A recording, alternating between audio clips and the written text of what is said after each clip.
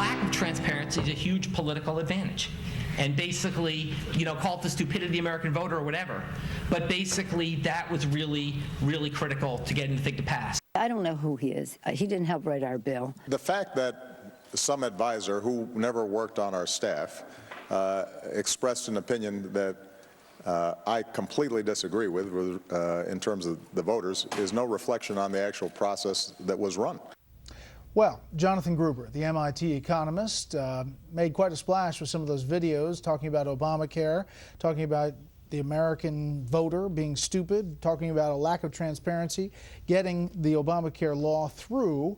Now, a slew of emails, thousands of them, released by the House Oversight Committee, show that the relationship was actually a lot tighter with the administration, a lot more communication, a lot more intimate, and the White House was asked about that today.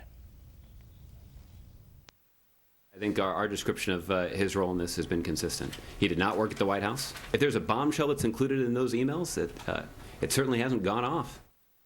Okay, what about this? Back with the panel, George. Well, Mr. Gruber is, for opponents of the Affordable Care Act, the gift that keeps on giving. What the emails say is he was important. Well, he should have been. The Department of Health and Human Services paid him almost $400,000 for whatever he did. This matters because either Thursday or a week from today, on Monday of next week, the Supreme Court will hand down an opinion as to whether the Affordable Care Act should be read as written. That is, should be read as saying that subsidies can only be delivered through exchanges established by the states. The question is that language purposeful as it is plain? Mr. Gruber is on record as saying it was written deliberately to, and these are his language, squeeze the states to compel them to be collaborators in the Affordable Care Act. It's too late for this revelation to influence the Supreme Court, but we will read the Supreme Court opinion in light of this. Was it?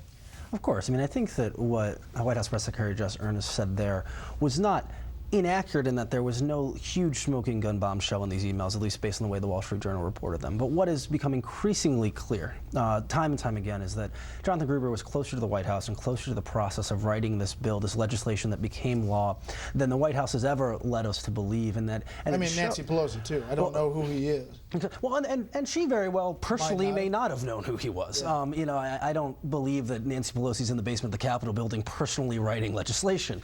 There's a good chance she might not have known who he was. But with that said, what it does show is there was a relationship here, an ongoing relationship, where he was not someone who was brought in one time to give a pass at legislation, give an up or a down, give an expert opinion, that he was intimately involved in crafting some of the language here. That is important. That said, the fact that he was emailing the White House to tell them about media interviews he'd done tells me that, I mean, he might not have been the architect, because I like to believe that the Obama White House would be clearing interviews being done by people who are in fact writing their legislation. But who knows? Okay, Charles?